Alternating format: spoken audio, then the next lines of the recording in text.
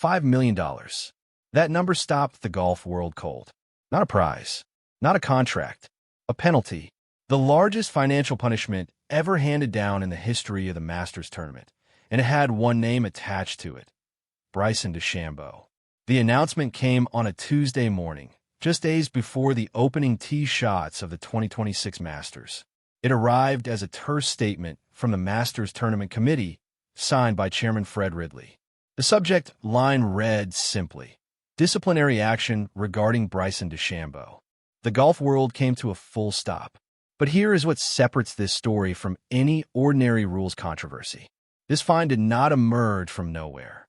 It is the latest chapter in one of the most complicated, layered, and genuinely fascinating relationships in modern golf, between a man who has spent his entire career rewriting what is possible in this sport and an institution that has spent over a century defining what this sport should be.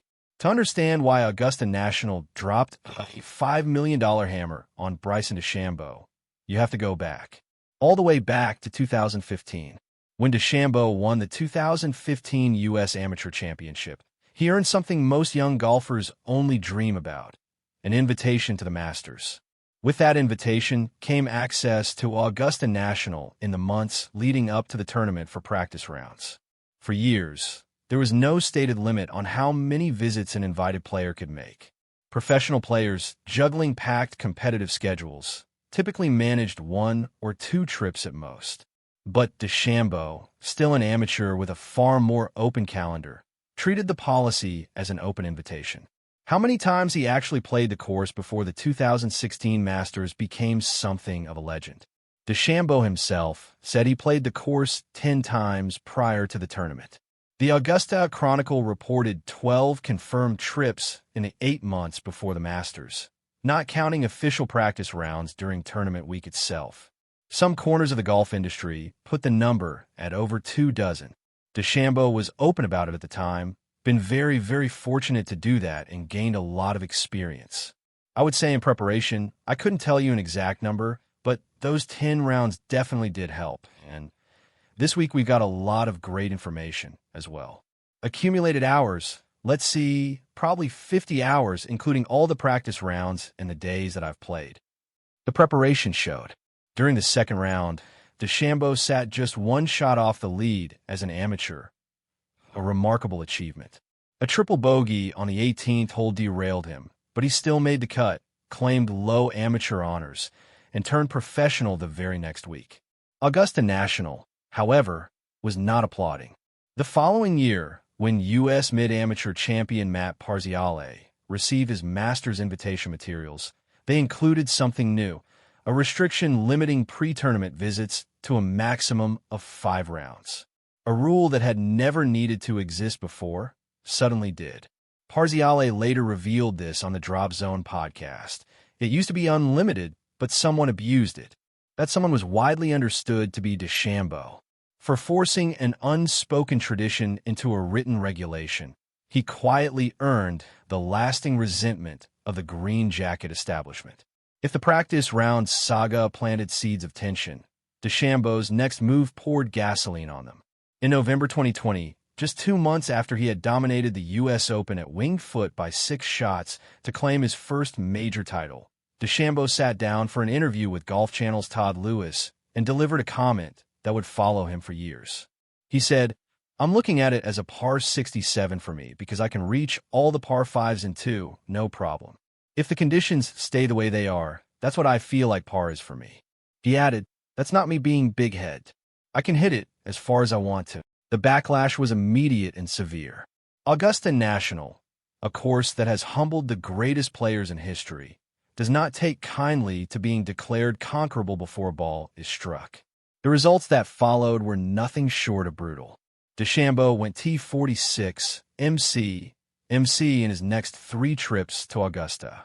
He shot below 2 over 74 just once across those appearances. By 2024, the script had changed. DeChambeau opened the 88th Masters with a 7 under 65, his best round at Augusta, and yes, below his own so-called par.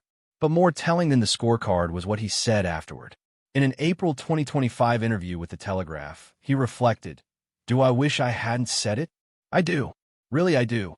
Because it impacted some people negatively, and I don't want that, no matter how much of a benefit it might have been to me maturing. He added, I can see that it was disrespectful to some, and I'm sorry for that. Boy, it was a humbling experience. That evolution, from defiant to genuinely reflective, represented real growth. But the relationship with Augusta had already been shaped by years of friction, and the institution had a long memory. Which brings us to 2026, and the moment that sent shockwaves through the sport. The Masters Tournament Committee cited a violation of Rule 8.1a, the provision in the rules of golf that prohibits a player from taking any action to improve the conditions affecting their stroke. Specifically, DeChambeau had been observed testing the surface of a bunker during a practice round in a manner the committee determined crossed from legitimate preparation into potential advantage seeking. To put the $5 million figure in perspective, it matched the exact amount Brooks Koepka had reportedly donated to return to the PGA Tour from LIV Golf. For DeChambeau, who has collected tens of millions playing on the Saudi-backed circuit, the financial blow was painful but survivable. The damage to his standing, however, was something else entirely. His team fired back quickly with a carefully worded statement that confirmed he respected the tournament and its rules, disputed the characterization of the incident, and made clear that his legal options were being reviewed. That final detail was not accidental language. DeChambeau was not folding. Social media split cleanly down the middle. One side argued that Augusta National had every right to bring down the hammer.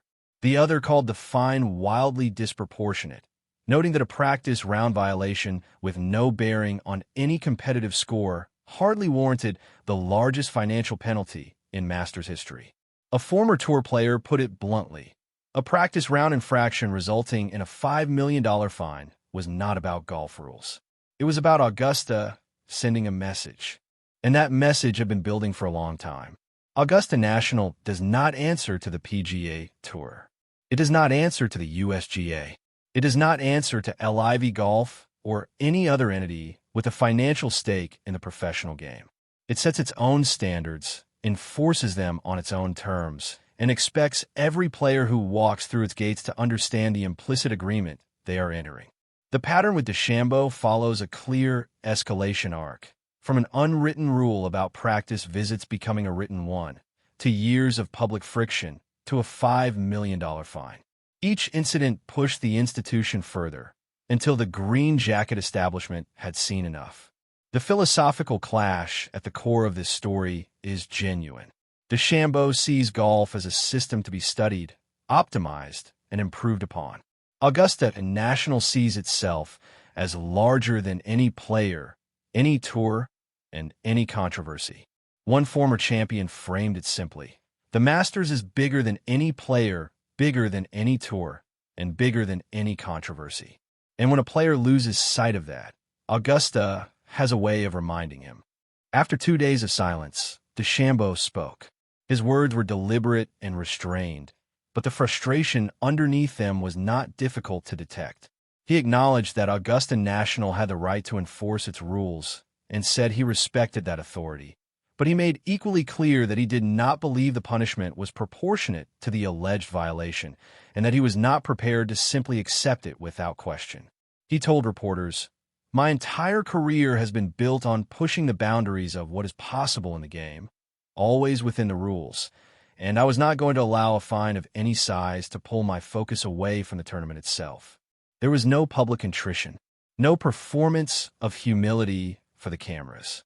And for many observers, that absence of contrition was itself the controversy. Augusta's old guard might have preferred a more submissive response. What they got was pure DeChambeau, unapologetic, self-assured, and completely focused on the competition ahead. And his form heading into Augusta in 2026 was formidable. He had won back-to-back LIV events in the weeks prior, including an emotional playoff victory over Jon Rahm in South Africa, winning from 295 yards out with a 3-wood to 12 feet on the par 5/18. He told reporters afterward, "A lot has happened in my life the past week.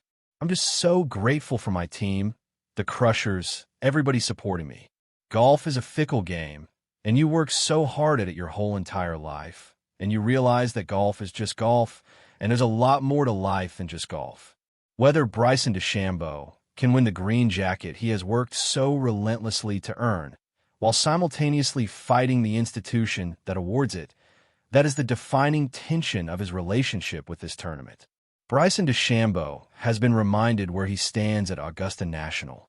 What he does with that reminder is the only question left worth asking.